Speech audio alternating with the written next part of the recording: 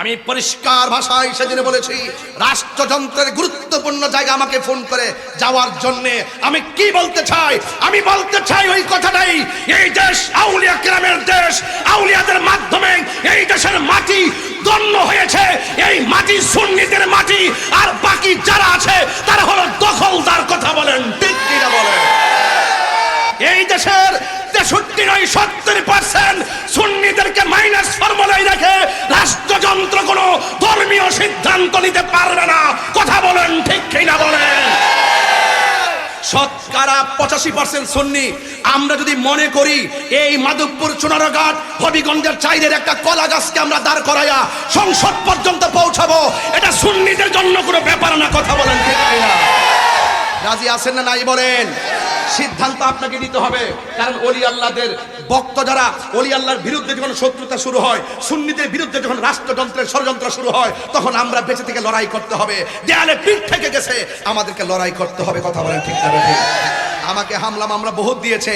আমি ওই কবরের কথা যখন চিন্তা করি আর মুনাফিকদের ব্যাপার নিয়ে আমি ভাবি, ওরা দুনিয়ার যেমন মুনাফিকি করে, কবরে যায় তারা মুনাফিকি করে।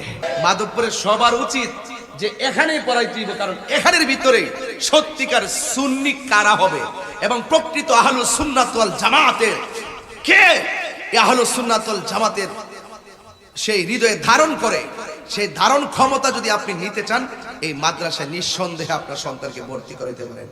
অন্তত পক্ষে আপনার ছেলের ঈমানকে কেউ চুরি করে নিতে পারবে না। কথা বলেন ঠিক? আর নাইলে কিন্তু নামাজের দোহাই দিয়া একেবারে এমন একটা নমুনা ধরাই কিন্তু আপনার সন্তানকে কিন্তু একবারে 10,000 টাকা মাঝে মাঝে দিব, মাঝে মাঝে ঘরের কিছু খাবারের খরচ দিব, মাঝে মাঝে 5,000 টাকা খরচ দিব, দিয়ে আপনার সন্তানটার ঈমানকে চুরি করে নিয়ে যাবে। এই সুন্নি ভাইরা, আমাদের কাছে কি সম্পদের দাম বেশি না ঈমানের দাম বেশি? তো এই ঈমানের ক্যান্টনমেন্ট, এই যে মাধবপুর আলা হযরত সুন্নিয়া হিফজুল কোরআন, আমি শুনেছি 2 বছর আগে এটা ভাড়া দিত, আর এখন আলহামদুলিল্লাহ নিজের জায়গায় মাদ্রাসায় সে স্থাপন করেছে আমার স্নেহাস্পদ মাওলানা আজিজুর রহমান আনসারী। আমি আর তার জন্য দোয়া করি, এবং আমি নিজেও বলেছি এটা আমাদের রেস্ট হাউস, মেন রোডের পাশে। বিভিন্ন সময় দেখা যায়, বিভিন্ন সময় সুন্নিরা এদিকে আসবে, এই মাদ্রাসায় দেখাশোনা করবে। এখন আপনারা সুন্নিরা যারা আছেন এই মাধবপুরে, আপনার সন্তানটা সত্যিকার সুন্নি হোক, চান কি চান না? এখন কিন্তু আমরাও সুন্নি দাবি করি, আবার কিন্তু ডাব্লিউরও সুন্নি দাবি করে। এরাও তো আহলুস সুন্নাত ওয়াল জামাত, আমরাও তো আহলুস সুন্নাত ওয়াল জামাত। রাসূল কিন্তু আজ থেকে 1,500 বছর আগেই বলছে, আমি তোমাদের কাছে 2টা জিনিস রেখে যাচ্ছি, তোমরা যখন এই 2টা জিনিসকে আঁকড়ে ধরবে, তোমরা কখনো পথভ্রষ্ট হবে না। একটা হলো কোরআন, আর একটা হলো সুন্নাহ। এর বাইরে আর রাসূল আরেকটা হাদিস বলেছেন, রাসূল যে গায়েবের খবর দেনেওয়ালা, এর বাস্তব প্রমাণ কিন্তু আরেকটা আমরা এখনো পেয়ে যাচ্ছি। এখন দেখেন, রাসূল আরেকটা হাদিস বলেছেন, আমি তোমাদের কাছে 2টা জিনিস রেখে যাচ্ছি, একটা হলো কোরআন, আরেকটা হলো আমার আহলে বায়ত। জোরে কোন সুবহানাল্লাহ। এই 2টা জিনিস যদি তোমরা আঁকড়ে ধরে রাখো, তাহলে তোমরা জীবনে কখনোই পথভ্রষ্ট হবে না। প্রকৃত সুন্নি যারা, তারা সুন্নতকে ধারণ করে, প্রকৃত সুন্নি যারা, তারা আহলে বায়তকে ধারণ করে। কথা বলে ঠিক না বেটে? দেখবেন আমরা যারা সুন্নি আছি, আমাদের মুখের মধ্যে আহলে বায়তের ওয়াজ পাবেন, পাকে পান্ডাদের ওয়াজ পাবেন, ইমামে হাসান মুজতবার ওয়াজ পাবেন, ইমামে আলী মুকাম ইমাম হুসাইন রাদিয়াল্লাহু তাআলা আনহুর ওয়াজ পাবেন, মা ফাতিমা জোহরা রাদিয়াল্লাহু তাআলা আনহার ওয়াজ পাবেন, আম্মি জান খাদিজা কুবরা রাদিয়াল্লাহু তাআলা আনহার ওয়াজ পাবেন। আর আমাদের বাইরে যারা আছে, মাথায় টুপি আছে, পাগড়ি আছে, এরপরও মাইক লাউড স্পিকার ধরে তারা কি বলে জানেন? আম্মা জান খাদিজা জীবনে কোনোদিন নামাজই পড়ে নাই, পর্দাই করে নাই, জীবনে নাকি রোজাই রাখে নাই। কত বড় অপব্যাখ্যা করে আপনি দেখেন। অথচ তারা এখন আমরা যখন তাদেরকে ধরার পরে তারা ব্যাখ্যা দেয় কি জানেন? কয় খাদিজাতুল কুবরা ইন্তেকালের পরে নামাজ ফরজ হয়েছে, তখন তারা নামাজ ফরজ ছিল না, ফরজ হয়েছে পরে, এই জন্য উনি পড়বে কেন? আরে বেটা, তুমি তো বলছো উনি জীবনে কোনো নামাজই পড়ে নাই, তুমি তো এই কথা বাইঙ্গা বলো নাই যে ফরজ নামাজ তিনি পড়েন নাই। হ্যাঁ, তুমি বলছো যে কখনোই নামাজ পড়ে নাই। অথচ আমরা আহলুস সুন্নাত ওয়াল জামাত, আমরা আকীদাগতভাবে কত সূক্ষ্ম বাতিলদের এই সমস্ত অপব্যাখ্যা আর মানুষদেরকে মিসগাইড যখন করে, তাদের মোকাবেলায় আমরা কত শক্ত। আমরা তখন সাথে সাথে দলিল দিয়েছি, তাকে বুঝিয়ে দিয়েছি, আরে নামাজ ফরজ হওয়ার আগেও আম্মা জান খাদিজা কুবরা রাদিয়াল্লাহু তাআলা আনহা আমার নবীর পেছনে নামাজ পড়েছে। কথা বলেন ঠিক কিনা? মান সাল্লামা আন নবী সাল্লাল্লাহু আলাইহি সাল্লাম খাদিজাতুল কুবরা রাদিয়াল্লাহু তাআলা আনহা ওয়া আলী ইবনে আবি তালিব রাদিয়াল্লাহু তাআলা আনহু এবং ওয়া জাফর রাদিয়াল্লাহু তাআলা আনহু হযরত রাসূল করিম সাল্লাল্লাহু আলাইহি সাল্লামের পিছনে সর্বপ্রথম যে নারীটা নামাজ পড়েছেন তিনি হলো হযরত খাদিজাতুল কুবরা। এরপরে যে পুরুষটা নামাজ পড়েছিলেন তিনি হলো হযরত মাওলা আলী কাররামাল্লাহু তাআলা ওয়াজহুল কারীম। এরপরে যিনি নামাজ পড়েছিলেন তিনি হলো হযরত জাফর রাদিয়াল্লাহু তাআলা আনহু। এত করে দ্বীপ আকাশে দীপ্যমান তারকারাজির মতন এবং সূর্যালোকের মতন চিরন্তন দলিল থাকার পরও যারা মানুষদেরকে বিভিন্ন ভাবে বলে খাদিজাতুল কুবরা রাদিয়াল্লাহু তাআলা আনহা প্রৌঢ়া মহিলা ছিল, আয়েশা সিদ্দিকা রাদিয়াল্লাহু তাআলা আনহাকে নিয়ে কটূক্তি করে এবং আম্মা জান খাদিজাতুল কুবরা রাদিয়াল্লাহু তাআলা আনহার ব্যাপারে বলে ইনটেক ছিল না, এইরকম ভ্রান্ত কথা যারা বলে এই সমস্ত মৌলবীরাই আজকে দেখেন ইসলামের ঠিকাদার নিয়ে মানুষকে ভ্রান্তভাবে বোঝাতে চেষ্টা করতেছে। একমাত্র তারাই মনে হয় ইসলামী দল, আর আমরা সুন্নিরা মনে হয় এই দেশে 22 আসছি। আমরা সুন্নিরা এই দেশে 22 আসি নাই, আমাদের ইতিহাস 1000 বছরের ইতিহাস। কথা বলেন ঠিক কিনা?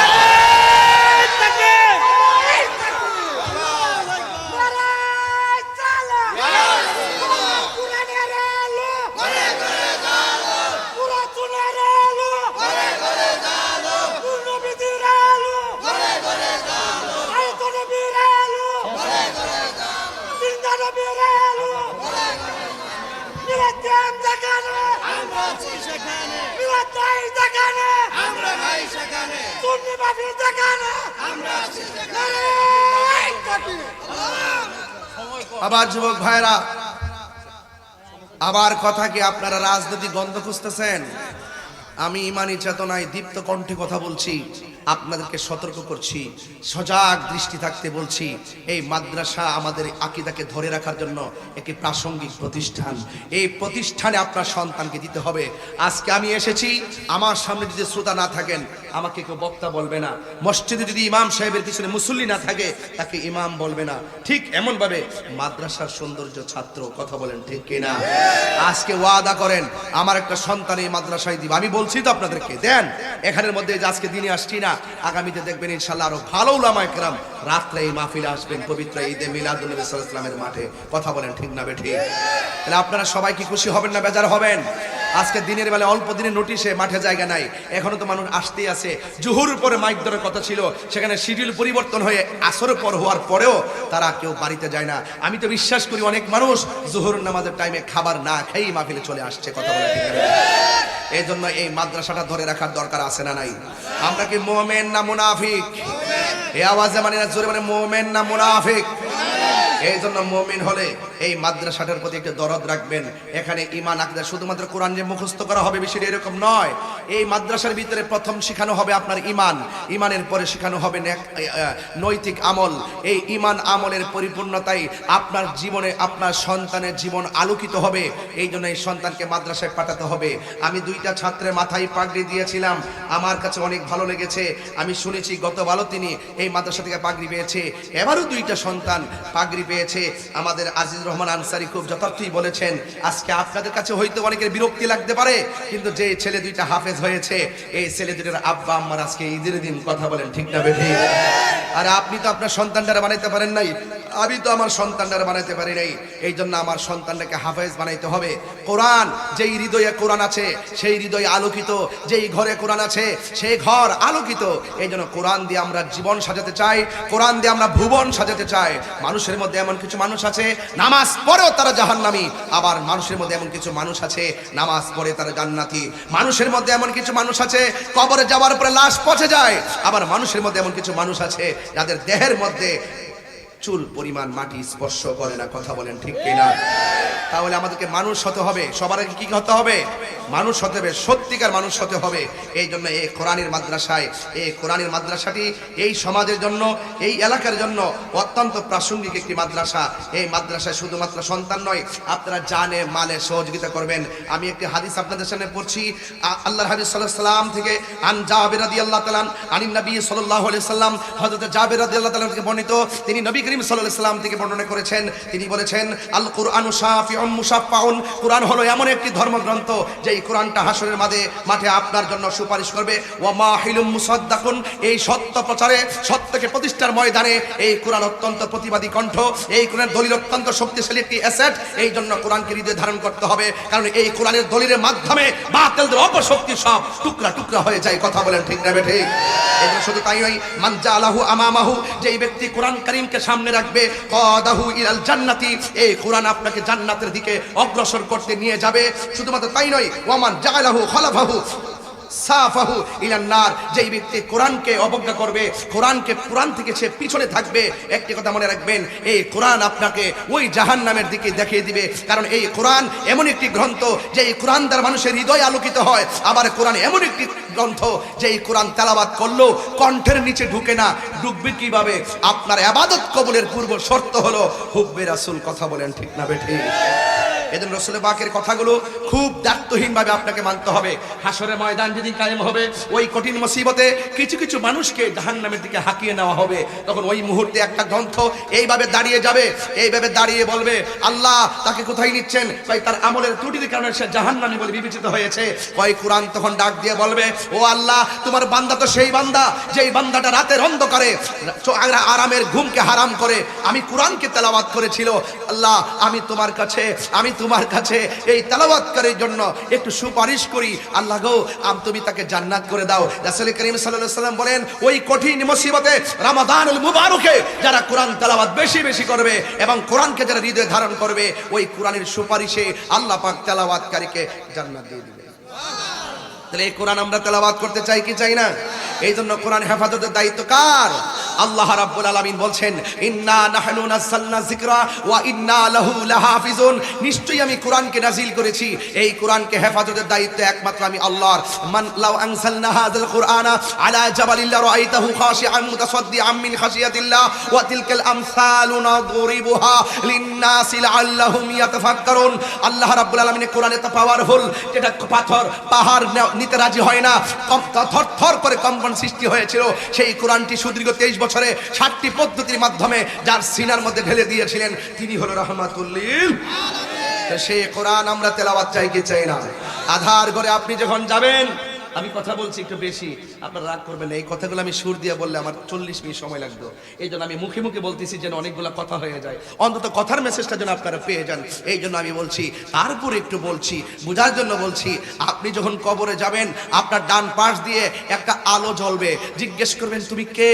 আমার চিনো না, আমি দুনিয়ার কোনো কৃত্রিম আলো নয়, সূর্যের আলো নয়, চাঁদের আলো নয়, তারকারাজির আলো নয়, আমাকে আল্লাহ পাঠিয়েছেন। আমি কে তুমি চিনো?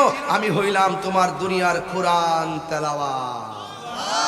তাহলে কোরআন হৃদয়কে আলোকিত করে শুধু এমনটি নয়, কোরআন শুধু সমাজকে আলোকিত করে এমনটি নয়, যখন মানুষটা সমাজকে ছিন্ন করে আধার করে চিরদিনের জন্য চলে যাবে, সেই কোরআনটি সেখানেও আলোকবর্তিকা হয়ে দেখা দিবে। তাহলে সেই কোরআন আমরা তেলাওয়াত চাই কি চাই না? আমার যুবক ভাইরা, এই কবরের মধ্যে তো আমাদেরকে যেতে হবে। আল্লাহর ওয়াস্তে আরেকটা কথা বলি, আবার বাম পাশে আরেকটি নূরের বাতি জল জল করে জ্বলবে। তখন জিজ্ঞাসা করবে, তুমি কে? আমাকে তুমি চিনো না, আমি হইলাম তোমার দুনিয়ার নেক আমল। এই জন্য নেক আমলের পাশাপাশি নৈতিক আমল শিখতে হবে, ইমানি চেতনা শিখতে হবে। সেই ইমানি চেতনা শিখার ক্যান্টনমেন্ট মাধবপুর হলো আলা হযরত রহমাতুল্লাহ আলাইহি সুন্নিয়া হিফজুল কোরআন মাদ্রাসা। জুড়ে বলেন সুবহানাল্লাহ। তাইলে এই কোরআনের মাদ্রাসায় আপনার সন্তান দিতে চান কি চান না? আরো জোরে বলেন, চান কি চান না? সন্তান দিলে লাভ হবে না লস হবে? এই কোরআন যারা তেলাওয়াত করবে, তাদের মা বাবার মাথার মধ্যে আল্লাহ পাক নূরের টুপি পরিয়ে দিবে। এই তেলাওয়াতকারী রাস্তা দিয়ে যখন হাঁটবে, ফেরেশতাদের নূরের চড় বিছিয়ে দিবে।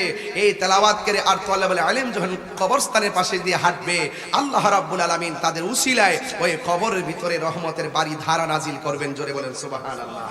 এই জন্য আমার ভাইয়েরা, অনুরোধ করে বলবো, আবারও বলছি, আল্লাহর ওয়াস্তে আমার কিছু চাওয়া নাই। আজকে আমার ওয়াজ না, আজকে আমার একটাই চাওয়া। আমি যখন এবার একই আজিজুর রহমান কয়জন ছাত্র আছে? এবার 62 জন। আমি চাই, এটা তো মনে হয় টিন দিয়া করছো না, আমি চাই এখানে ফাউন্ডেশন একদিন হয়ে যাবে। আলহামদুলিল্লাহ জোরে কোন না কেন? যে সুন্দর করে টিন দিয়া এত সুন্দর করে করেছে মেইন রোডের পাশে, আমি চাই 62 জন ছাত্র আছে, এখানে এমন একটি পরিবেশ হোক যেন এই মাদ্রাসাটি একটা জামিয়ায় পরিণত হয়। কথা বলেন ঠিক না বেঠে? ইনশাআল্লাহ আল্লাহ যেন কবুল করে, বলেন আমিন। এই জন্য ভাইয়ের আমার, জিন্দিগি বড় দামি জিনিস। এই জিন্দিগিটাকে যদি কাজে লাগাইতে চান, তাহলে দুনিয়া থেকে আল্লাহকে গবেষণা করতে হবে, রাসূলুল্লাহর মহব্বত হৃদয়ে ধারণ করতে হবে।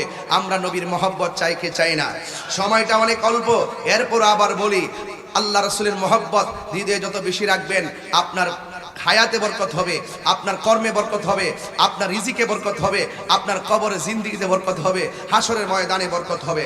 আর যদি দুনিয়াতে দ্বিমুখী নীতি অবলম্বন করেন, ওই যে ডাব্লিউদের মতো আছে না নাই? এমনি কইতো না আছে, আছে না নাই? আছে। এটা সিটাগাং কই আছে না নাই? এদের কাছ থেকে একটু বাঁচা থাকার জন্য আমার এই প্রতিষ্ঠানটা খুব গুরুত্বের সাথে দেখতে হবে। এবার আসেন, ওই আধার ঘরে যখন আমি যাব, মুমিন হয়ে গেলে লাভ আছে, মুনাফিক হয়ে গেলে লাভ। মুনাফিকটা আমাদের সমাজ এখন মুনাফিক। আমার জীবনে হুজুর এখানে আছেন, আদায়ের বিশ্ব হুজুর আছেন, আনসারের দরবারে বিশ্ব হুজুর আছেন, এবং ভৈরবের আমাদের সুবহানিয়া মঞ্জিলের আমাদের বিশ্ব হুজুর আছেন। আমার জীবনে গত 1.5 বছরে এই পর্যন্ত যে মুনাফিক দেখছি এই দেশে, আমার জন্মের পর এমন মুনাফিক দেখি নাই, যারা আইসাই জান্নাতের টিকিট বেচতেছে। এই ব্যাপারে সাবধান থাকতে হবে, ঠিক না বেটে? কিসের টিকিট বেচতেছে? জেএসতে টিকিট বেচতেছে। এরা এতদিন আসিন কই? এতদিন কোথায় ছিল? এরা এতদিন লুঙ্গি নিচে ছিল। কি খাইছে? চা খাইছে, বিস্কুট খাইছে, চা পান খাইছে, এরপর কফি খাইছে, রং চা খাইছে, দুধ চা খাইছে, টুস বিস্কুট খাইছে, মাঝে মাঝে বান্ডেল নিছে, নিয়া বিজনেস করছে। এখন আবার ফাঁকেতে বাইরিছে। আমরা ইসলামকে কায়েম করতে চাই।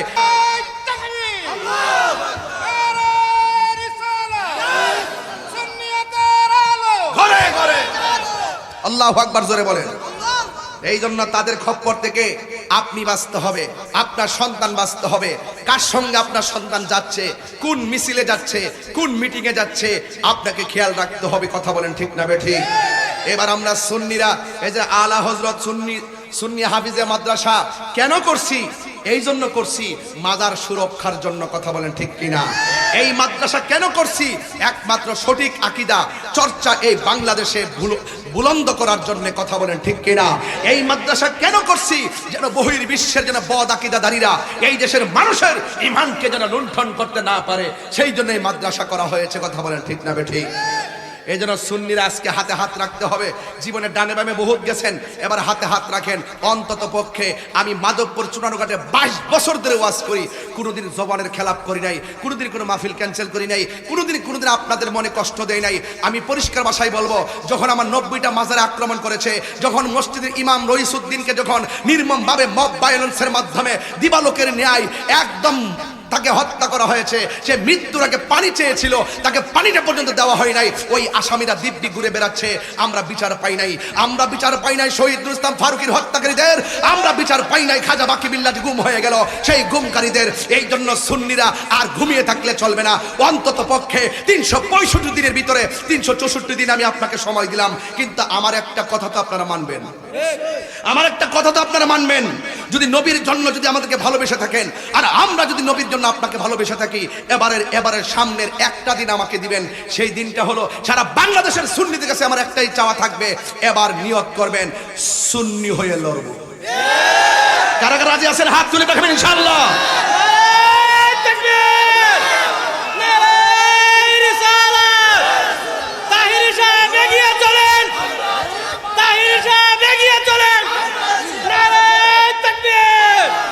রাজি আছেন না নাই বলেন? আমরা মাধবপুর চুনারুঘাট এমন সুন্নি, কেমন করে জানেন? আনাস রাদিয়াল্লাহু তাআলা আনহু قال رسول الله صلى الله عليه وسلم ان العبد اذا فدي في قبره, যখন মাইয়াতকে কবরে রাখা হবে, ওয়া তাওয়াল্লা আনহু আসহাবুহু, যখন কবরে রাখার পরে আপন জনরা যখন কাছ থেকে চলে আসবে, ইন্নাহু লা ইয়াসমাউ কারআনি আলিহিম, তখন ওই কবরবাসী মানুষের পায়ের আওয়াজ শুনতে পায়। আতাহু মালাকানে, ওই কবরের মধ্যে দুইজন ফেরেশতা নামে, ফায়াকুদানিহি, তখন কবরে মানুষটাকে উঠাইয়া বসায়, ফায়াকুলানে, ওই দুইজন তখন বলতে থাকে, আকুনতা তাকুলু ফি হাযার রাজুল, এই কবরের মধ্যে যিনি আছেন তিনি সম্পর্কে তুমি কি ধারণা করতে, তিনি সম্পর্কে তুমি দুনিয়াতে কি বলতে? ফা আম্মাল মুমিন, যদি ওই মানুষটা মুমিন হয়, ফায়াকুলু, সে বলবে আশহাদু আন্নাহু আব্দুল্লাহি ওয়া রাসূলুহু, তিনি হলেন আল্লাহর বন্ধু আর আল্লাহ পাকের রাসূল। এবং তাকে বলা হবে ফায়াকুলু, এরপর মুমিনকে বলা হবে ইন্নী আন্নাহু, তারপর ফায়াকুলু লাহু, তাকে বলা হবে উনজুর ইলা মাকাদিকা মিনান নার, তুমি এই জায়গা থেকে জাহান্নামের অগ্নিকুণ্ডটা দেখো। ফায়ারাহুমা জামিআ, কদ আবদালাকাল্লাহু বিহি মাকাদাম মিনান নার, তুমি যদি আজকে কবরের উত্তর দিতে না পারতা, তাহলে তোমার জন্য জাহান্নামটা নির্ধারিত ছিল। আজকে উত্তর দেওয়ার কারণে কি হয়েছে শোনো, কদ আবদালাকা, বদল করে দেওয়া হয়েছে তোমার জন্য, ওই স্থানটা জান্নাতে রূপান্তরিত করে দেওয়া হয়েছে। সুবহানাল্লাহ। এরপরে আসেন ওয়া আম্মাল মুনাফিক ওয়াল কাফের, আর কবরের মানুষটা যদি মুনাফিক হয়, ফায়াকুলু লাহু, তাকে বলা হবে মা কুনতা তাকুলু ফি হাযার রাজুল, এই নবী সম্পর্কে তুমি কি বলতে? ফায়াকুলু, ওই মুনাফিক দেখেন দুনিয়াতে যেমনে যেন কইতো, যে আইব যে আয়ে হেরে কো, আমরা তো আপনার সাথে আছি, আমরা আপনার সাথে আছি, আমরা তো হেরে লগে এমনে চলতাছি, বান্ডেল দিলেই চলবো। এমন কিছু মুনাফিক সমাজে আছে না নাই? এরা কবরের মধ্যে যাওয়ার পরে বলবে কি জানেন? বলবে লা আদ্রি, আমি জানি না, কুনতু আকুলু মা ইয়াকুলুন নাস, মানুষ যা কইতো আমিও দুনিয়াতে তাই কইতাম, হুন্য হুন্য আমি তাই কইতাম। দেখছেন না কিছু কিছু পোলাপান লাঠি দিয়ে রোডে নামাই দে, পুলিশ যখন ধরে এই তোরা লাম লিখি লেগা, আমরা জানি না কি নাম সব হুজুর কইছে। কে কইছে? কথা কে কইছে? হুজুর কইছে। কয় মানুষ যা কইতো আমরা তাই কইতাম। এরপর থেকে বলা হবে লা দারাইতা ওয়ালা তালাইতা, তুমি যারা জানে তাদের কাছে গেলা না কেন? এবং তোমাকে যে তেলাওয়াত করার জন্য কোরআন দেওয়া হয়েছিল সেই কোরআন তুমি পড়লা না কেন? কোরআন থেকে আমল করলা না কেন? এরপরে কি হবে দেখেন মুনাফিকদের জন্য, ওয়া ইউদরাবু বিমা তারিকি মিন হাদিদিন দারবাতান ফায়াসিহু সাইহাতান ইয়াসমাউহা মাইয়ালিহি গায়রা সাকালাইন আই ইল্লা সাকালাইন, গায়রা সাকালাইন আই ইল্লা সাকালাইন। ওই কবরে মুনাফিককে সাইজ করার জন্য, কাফেরকে সাইজ করার জন্য আল্লাহ রাব্বুল আলামিন একটা লোহার হাতুড়ি দিয়ে ফেরেশতা পাঠিয়ে দেওয়া হবে, ফেরেশতা পাঠিয়ে দেওয়া হবে। আরে বাবা, ফেরেশতা পাঠিয়ে দেওয়া হবে, তাকে এমন ফিডান ফিডাইব, ইল্লা সাকালাইন আই গায়রা সাকালাইন, গায়রা সাকালাইন আই ইল্লা সাকালাইন। সাকালাইন মানে হলো মানুষ এবং জিন, এই দুইটা জাতি কবরের কান্নার আওয়াজ শুনবে না। মুনাফিকরা যে জুতাটা ফিডাইব, আরে লোহার হাতুড়িতে ফিডাইব, এই দুনিয়ার কোনো মানুষ শুনবে না, দুনিয়ার কোনো জিন শুনবে না, দুনিয়ার কেউ শুনবে না।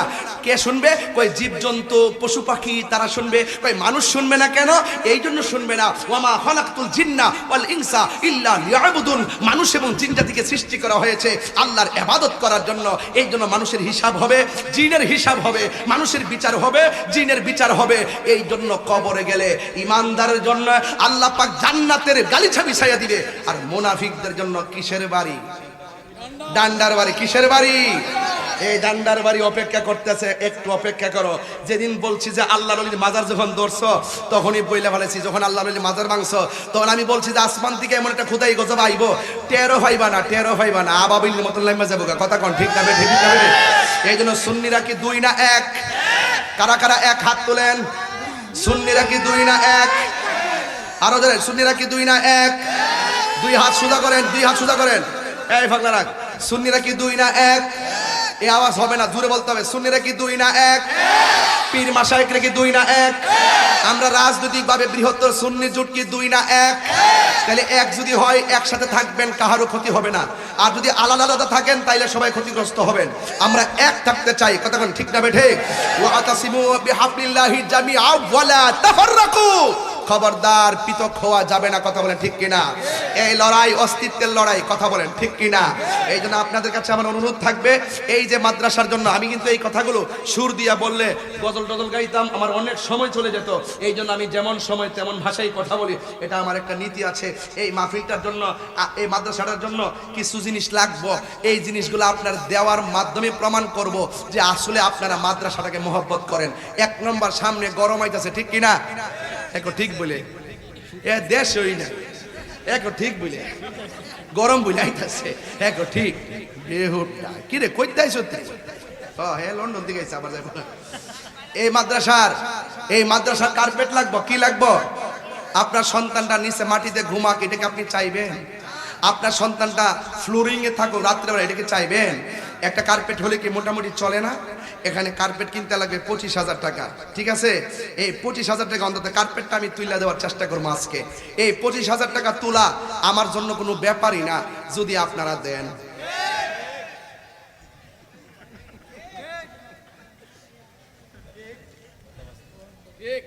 ঠিক আছে? প্রাণ দয়াল রে গৃহস্থেরা দলে দলে হাঁস মুরগি কতই পালে, সন্ধ্যা হলে ডাক দিয়া লয় ঘরে, যার যত পালিত ছিল সকল রে তো ঘরে নিল, আমি একা রইলাম অন্ধকারে। প্রাণ দয়াল রে সন্ধ্যা হইল ডাকে দিলে না মোরে। ঠিক কিনা? পাঁচ পাঁচা 25। কার্পেটটা লাগবে কত? 25,000 টাকা। বিসমিল্লাহির রহমানির রহিম। একজন লোক প্রথম দিন, হুজুর আমি আমার আব্বা আম্মা রুহের মাগফিরাতের জন্য, তলবুল ইলমরা কোরআনের পাখিরা ঘুমাবে, বসবে, পড়বে, শীতের দিন কষ্ট হবে, মায়া মমতায় উদ্বুদ্ধ হয়ে এই মুরব্বি বাজান বল, বাজান কাজ নাই তো, একটু থাক কেন বাজান লরেন না।